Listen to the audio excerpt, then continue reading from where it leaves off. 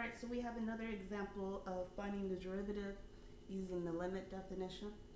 Remember, that is the limit as h goes to 0 of j of x plus h minus j of x all over h. Our function j of x is defined as 1 over x plus 2. So again, I have my j of x, so I'm good to go there. Of course, I have h, so I just need to find j of x plus h.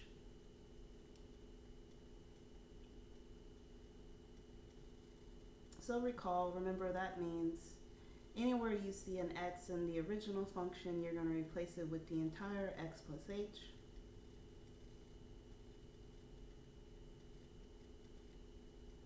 There's nothing for us to do at this point, so we're going to leave it like this. We're going to take this expression, we'll plug it into the limit definition.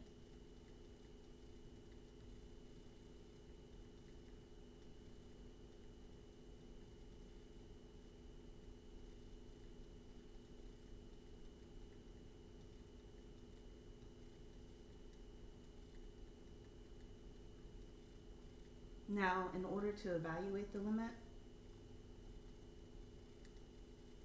we'll have to simplify the numerator. So realize that in our numerator, this is actually two fractions. So what I'll do is find a common denominator.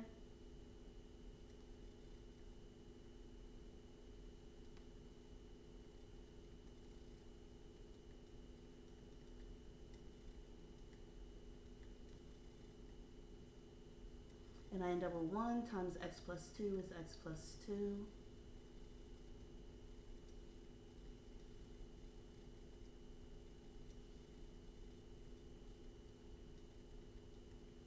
Minus 1 times x plus h plus 2, so that's negative, or minus x minus h minus 2, all over, and then I'm not going to FOIL these out, I'm going to leave them in their own groups. And of course, we still have h down here.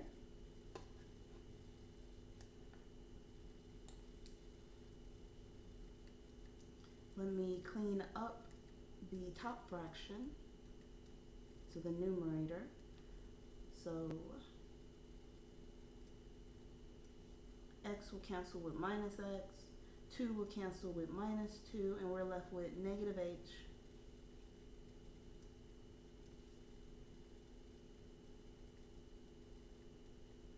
all over x plus 2, x plus h plus 2, all over h. Now remember, keep, change, flip. So I'll keep the top fraction.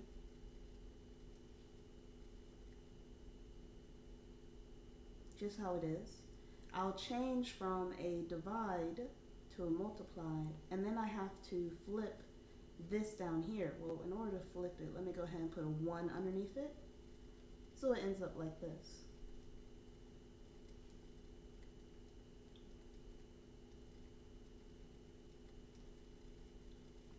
So keep,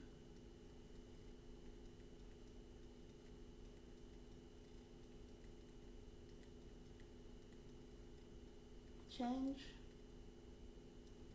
and then flip.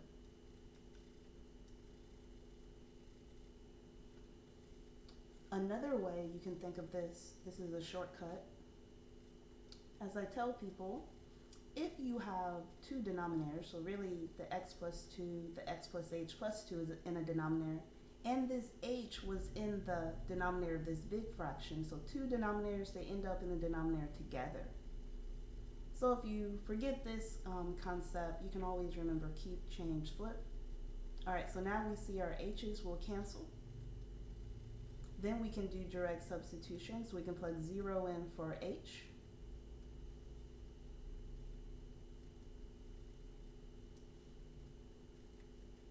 Remember, once I plug in a number for whatever my variable is approaching, so h is approaching 0, I plug in 0 for h, I drop the limit notation, I do not write it. So instead I'll have negative 1 over x plus 2 times x plus 0 plus 2,